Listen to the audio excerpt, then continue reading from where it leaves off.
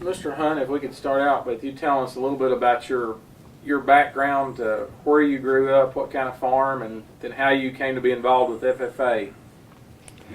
Well, I was born on a farm in Meade County, Kentucky,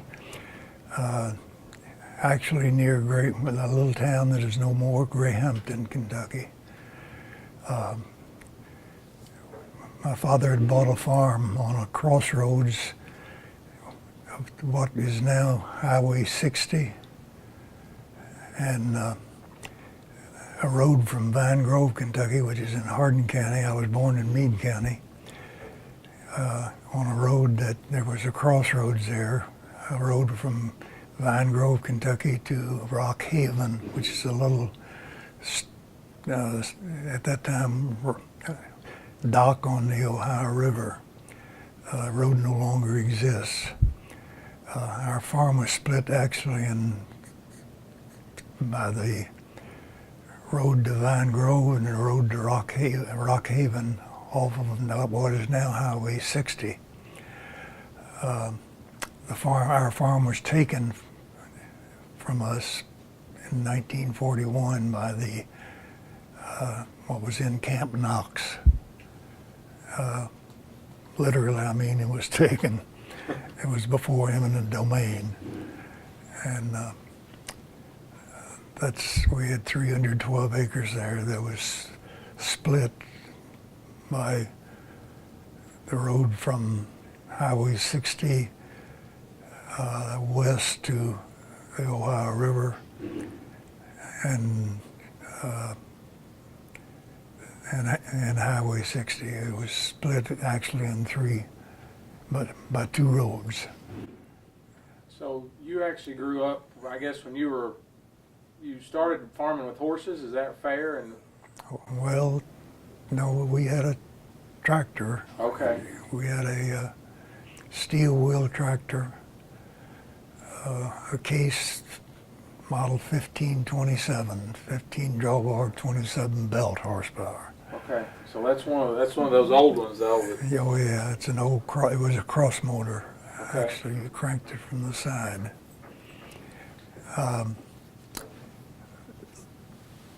My father had a sort of a sales arrangement with the Case company, J.I. Case Company. J.I. Case is Jerome Increase Case. They made, at that time, tractors and primarily threshing machines. The first steel threshing machine was made by J.I. Case. And my father had some kind of a sales arrangement with them. Okay. So you went to did you start FFA as soon as you entered high school, or? No, my freshman year, I started high school in 1936.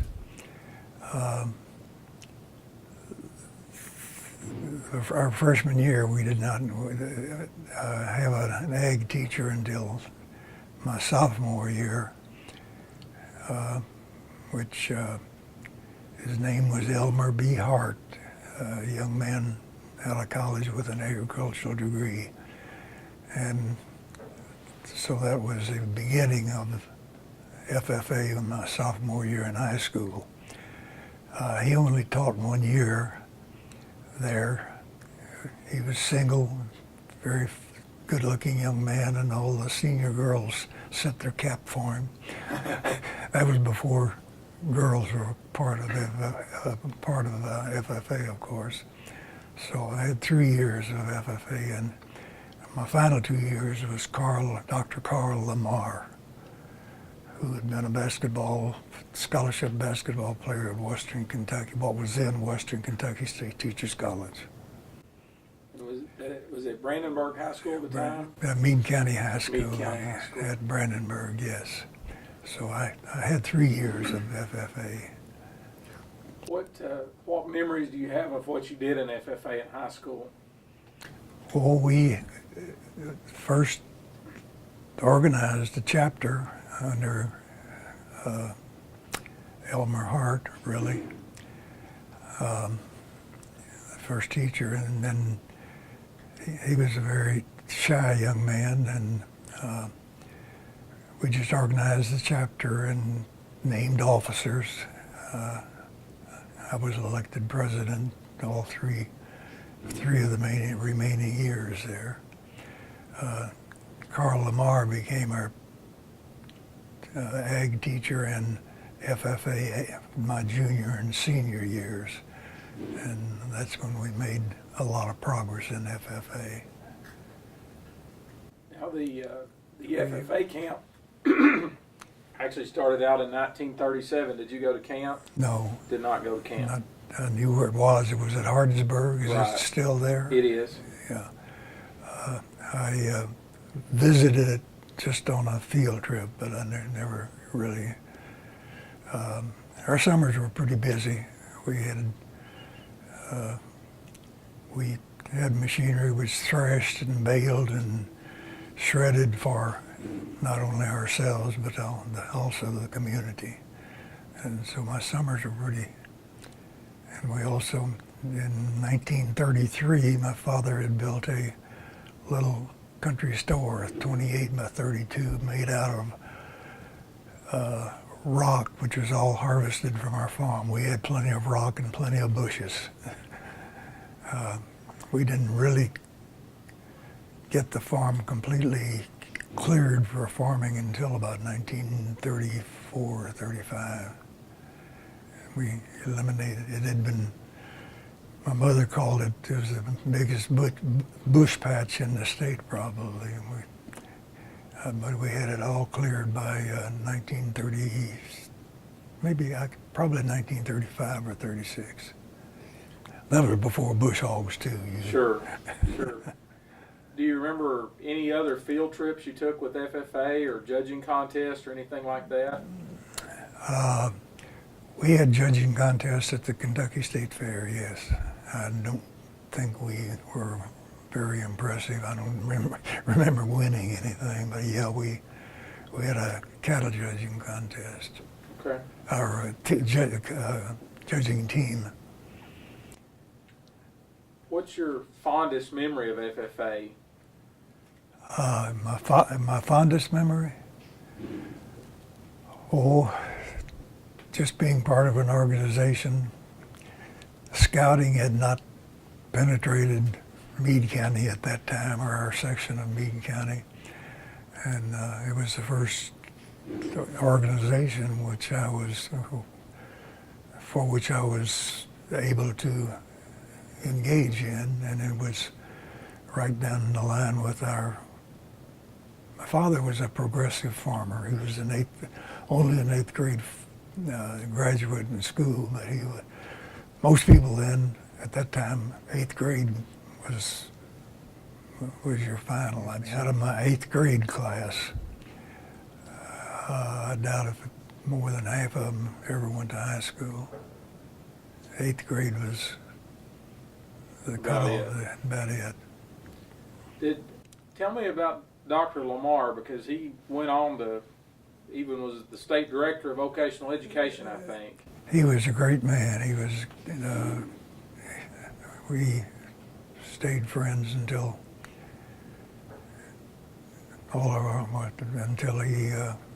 until our professions split, of course. But he was a great inspiration. He was a great man. He was a great basketball coach. First time Meade County High School ever had a winning season was under wasn't doctor then, under Carl Lamar. He was an inspiration and a great role model. A good basketball coach and a good teacher, very hardworking. Our class accomplished a lot, primarily because of his leadership. We gave the athletic team, which was only basketball and baseball at that time. We didn't have like Tigers or anything like that. I think I was primarily responsible for choosing a Green Wave, Meade County High School Green Wave. We started a school paper. Mimeograph was high tech then, and I think the FFA was the leadership group after we were formed for the entire high school, which was a small high school. My high school graduating class was 29. So FFA played an important part in the growth of the attitude and feeling of I think we made the student body feel like it was part of something. Well, I know you went on to be the state FFA president in 1939 and 40, I believe. Right. Tell me about that experience, about being elected, about any memories you have about that. Really don't know how I got elected.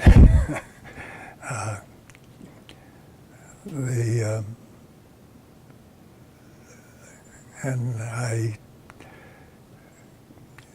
don't have, my memory is not accurate enough or not go back for that. Much of the activities at that time, I know we met, our state convention was held at what was then the Kentucky Hotel at 5th and Walnut, which is now 5th and Muhammad Ali. I still call it Walnut. Keene Johnson was governor, and he spoke at to our convention. He was our featured speaker at our convention at the hotel. My greatest memory of his is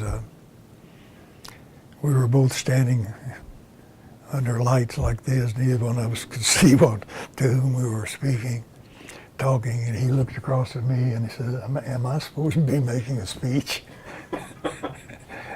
And I said, "No, they're just taking pictures now, Governor." And that's one of the memories I have of the convention. We did all of the things that I assume they still do. We had a model meeting using the procedures for chapter meetings we had at a state level, and it was pretty well attended. I was surprised at the number of people that attended from. There were some model schools at that time that Baghdad was one of them, which produced Dr. Sam Weekly. I don't know if you ever heard of Dr. Weekly or not. But he was the president, I think, the year after I was president. They had a good program. Pleasureville,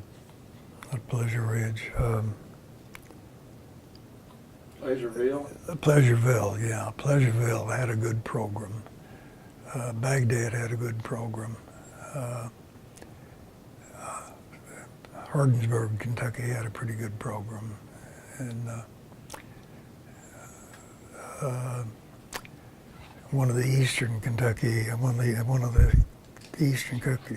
chapters, I believe, in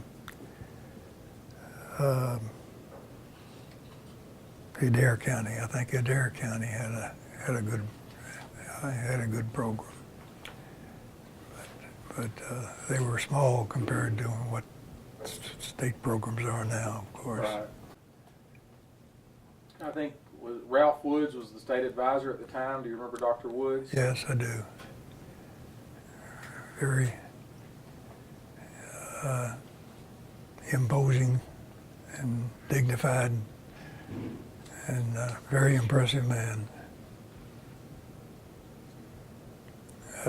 I'd forgotten his name, frankly, but he, yes, he was a state advisor.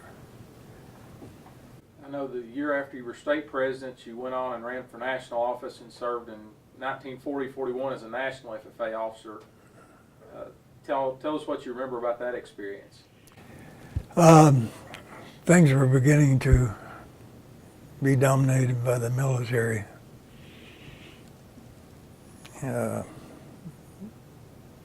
Level at that time. I traveled to there were four vice presidents, and I was, at that time, I was first vice president. There was first, second, third, and fourth vice presidents from different sections of the country. I represented pretty much this country. Frank Hill was from Vermont. Harold Pritchard was Southern. Jim Gunter was Texas, western part. And I visited, the states that I visited officially were Indiana, of course, Kentucky, Illinois, and one humorous thing, I guess it's humorous now, it wasn't humorous then. We didn't fly, we either drove or rode buses to our places we visited, Greyhound bus. They sent me, it was a mistake at the national level. They sent me to North Carolina convention 1 week late. Oh, goodness. And I got down there and called the number I was supposed to call, and they said, "Mr. Hunt, you're a week late." Oh, wow. So I went back to the bus station and came back home. So had good experiences everywhere I went. I visited West Virginia. Our state secretary was from West Virginia, Earl Walter. The national secretary, excuse me, was Earl Walter from West Virginia. And we kept in touch after the war some, and that was the only one really. I think James Gunter, might have been a war casualty. Nobody was ever able to find out really. So tell me about, I know National Convention was in Kansas City in those days. Tell me about your National Convention when you were an officer. Do you have any memories of that? Not really. We had the normal procedures that we went through, like having a chapter meeting. We had that same type of meeting that the chapters and state level now have, different stations, and a program. At that time it was at Kansas City, and the highlight that I can remember, there are two highlights that really stand out. They had an electrical show, which was a couple of decades ahead of anything, a beautiful electrical show at the hotel. It was, and I think that persisted for several years as a feature of Kansas City. The other standout was we had an annual meeting in Washington, and it was my first overnight train trip. The Chesapeake and Ohio train went directly from Louisville to D.C. That was my first overnight train trip, and we attended the only third presidential inauguration. I couldn't think of the word. We witnessed the only third presidential inauguration in the, well, supposedly that'll ever be. Roosevelt was inaugurated for the first time, for the third time, and then died shortly after. So those are some of the highlights of the things that I still remember. Anybody in particular you remember meeting during that year that was any celebrities or famous folks or anything like that? Not really. Of course, the Kentucky delegation, senatorial at that time, I think, was John Robeson, and I already knew him. Our senator was Barkley, of course. Okay. And he was an impressive man, very. Forgotten who our other senator was, but yeah, we met our political people regularly. So you got done with national office, I guess, in October or November of 1941, and the war started in December. And I know you served in the war. Tell us a little bit about that, if you could. Well, our relationship with Fort Knox, it was Camp Knox then. Our relationship with Camp Knox, as I told you, they took our farm before the days of eminent domain. They named the price, which was ridiculously low, concerned to, it was the largest piece of property that they took in that area, 300 and some odd acres. Not being very friendly with the Army, I didn't think I would make a good soldier, so as soon as I became eligible for reached my 16th birthday, I went to a naval recruitment center in Louisville and signed up on what they called a V4 program, which would permit you to get your degree as long as there wasn't an invasion of our country. I could finish my college education. Problem was that I attended the University of Kentucky, where I carried papers to pay for my. You had to buy a paper route, and my father borrowed the money, and so I carried papers the first year and a half, and it more than paid. It paid my. I could make enough money to pay my tuition, which was almost nothing at that time. I think it was $100. First semester tuition was $25. Second semester, and thereafter was $50. And I think maybe my senior year might have been $100. But the second semester of my sophomore year, my mother was quite ill with cancer. I had my FFA duties, and and that was the year the Army pushed us out of our farm. So I had to miss the second semester at UK, which meant when I went back, they had changed to the quarter system, and I had to. My agreement with the Navy was I graduated. I had to graduate with my regular graduating class, which was 1943.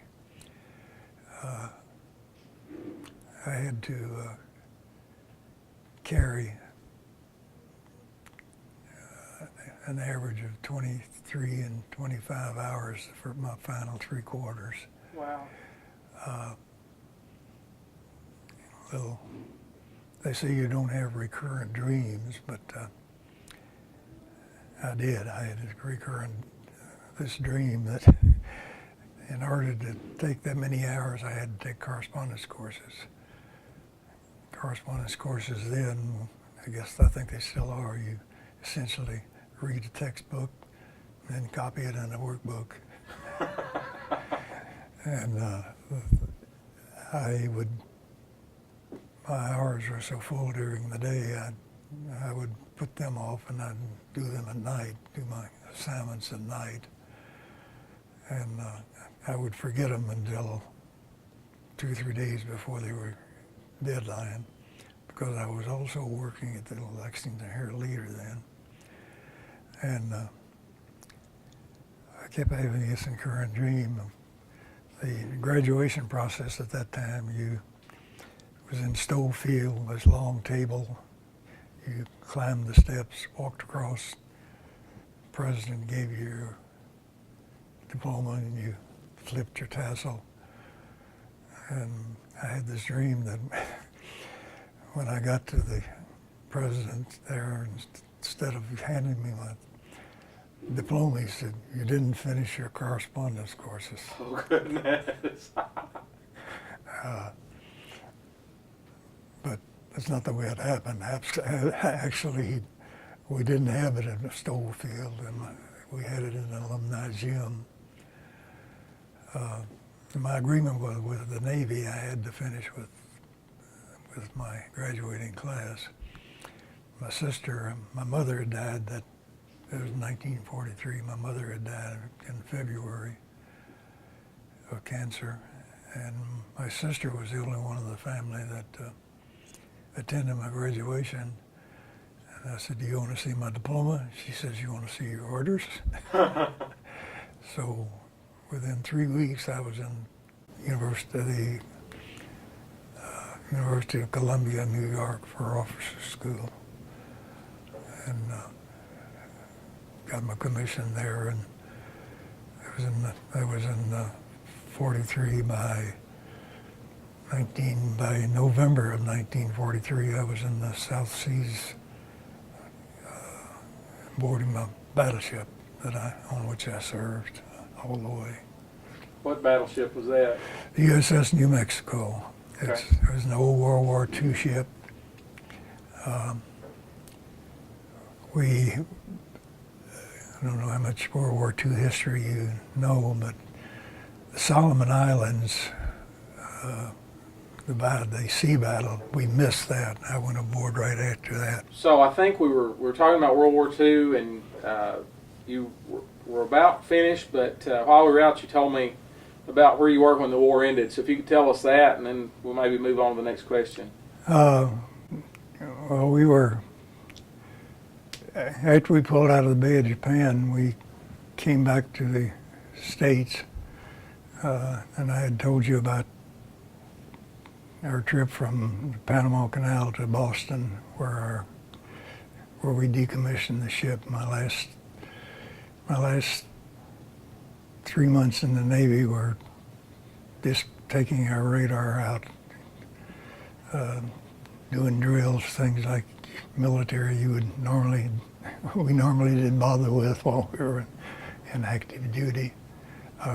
And before the war was over, we had more deck inspections and things like that we had to do. But my chief responsibility that was in October 1945. I was discharged in January 1946. My last duties were just to cart up all of our radar equipment and ship it off. And the ship was finally, it was stripped of all armor and everything and sold as scrap later on. Great old ship. Yeah. So tell me what you did after, from the time you got out of the war to now. Tell me about your career. Well, I had a promise of a job at the University of Kentucky College of Agriculture.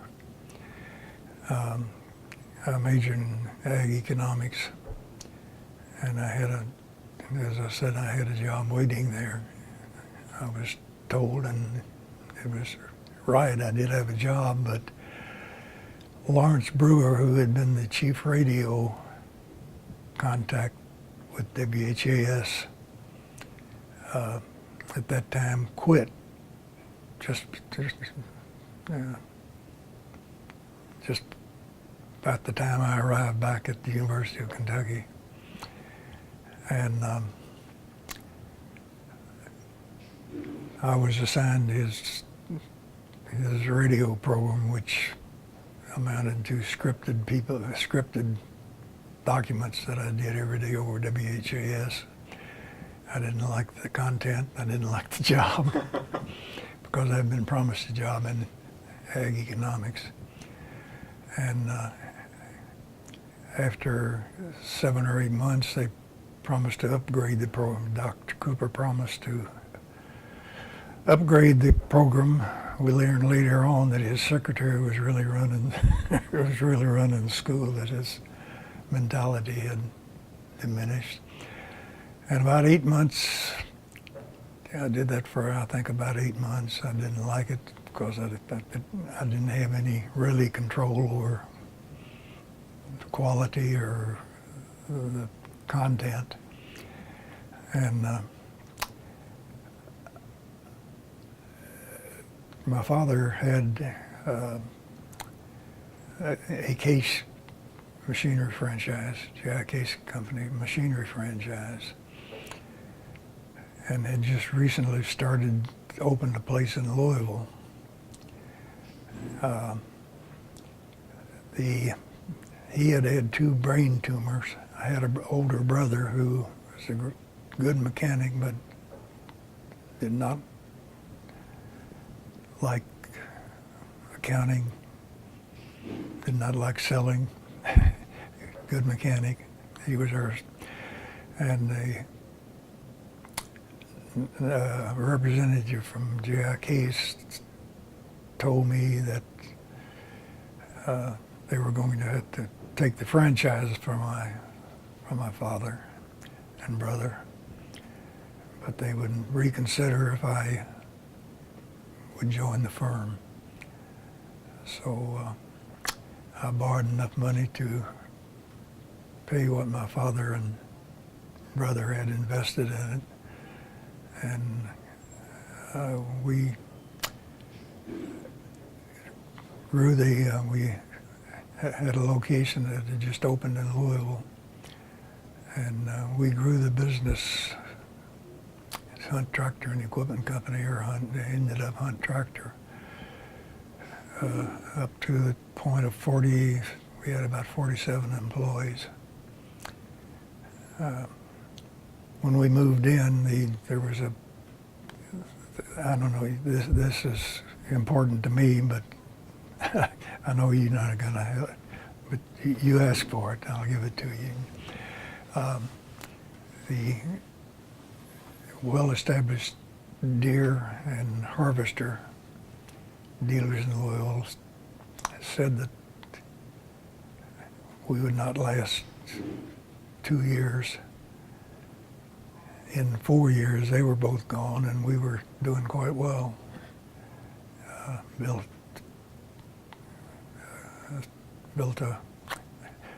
I was able to acquire a whole block of territory right across from the stockyards, and good location for farm equipment at that time. Great location, and we grew to.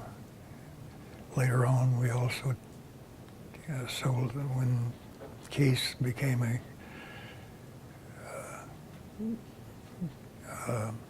contractor type equipment, excavating equipment, backhoes, loaders, and things like that. We also took that, and we got as high as 47 employees. I started to.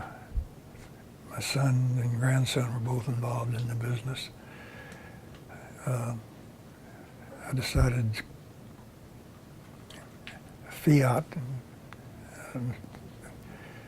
purchased Case, and our relationship sort of deteriorated. I turned the business over to my son and grandson, and they ran it for 4 years and decided to close. So that's the story of my life. Tell me, how did, obviously you've been very successful in life, how did what you learned in FFA help you achieve that?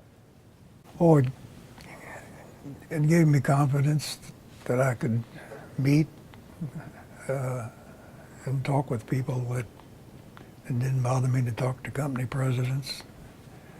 I felt like I was mentally and experientially on as good a level as they were. And a sense of organization, I mean, the organization that I learned in forming a local chapter is the same process actually as you formed to organize a corporation. Sure. And so it gave me the background and confidence both too. I never felt uneasy talking to a large corporation president as well as I could talk to a customer. And both confidence and procedure. Now, if I'm not mistaken, you helped or were on the committee at least to bring the National FFA Convention to Louisville in 1999, is that correct? Oh, I don't know how much I had to do with it, but I told them that it was worth working on real hard. Yeah. The mayor for life at that time we had, Jerry Abramson. Jerry Abramson, yeah, he and my children were in the same high school. And I had good entry to Jerry. He did a lot of things I don't approve of, and I usually told him. And we had a good relationship, though. And I think, yes, I think I told him it was worth working on. And I don't know what the transactions were involved, but I was on several of the committee meetings that they had when they made their pitch. And it helped the fact that I had been a national officer, I think. I'm sure. Have you had any, I'm sure you've had interactions, but I know the growth of the fairgrounds and the state fair. Have you been involved in any of that? Harold Workman and I were good friends. Other than that, we displayed at the state fair for a number of years as a dealer, equipment dealer. But then it got to be more of a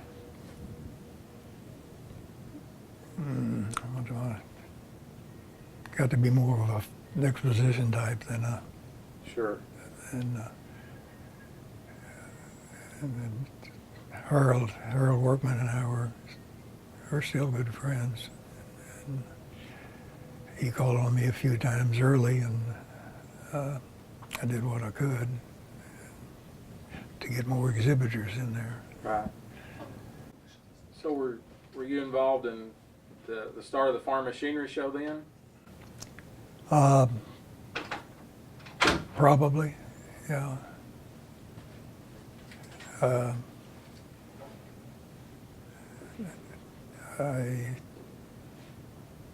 Harold and I talked a number of times, and I was able to give him some names, I think, through my affiliation with Case. I was able to give him some names that I'm sure didn't help. I'm sure it did help. Did help. Yeah. If you could maybe tell us a little bit about how you're involved in the community, your volunteer things. Well, right now I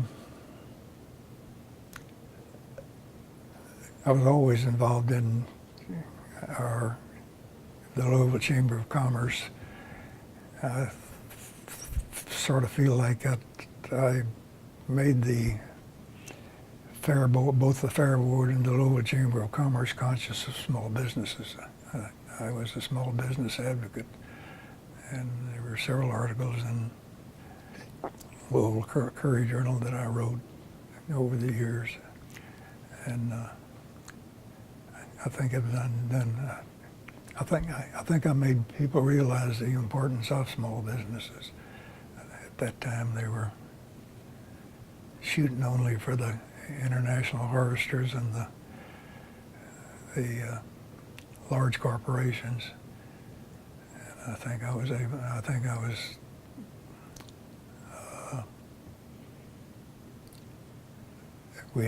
We formed a small business division of the Louisville Chamber of Commerce. There was a small business sector that operated sort of independently, or not independently, but under the guise of the Louisville Chamber of Commerce, which is. And background is FFA is the organization that I experienced through it, I think, has helped all the way through.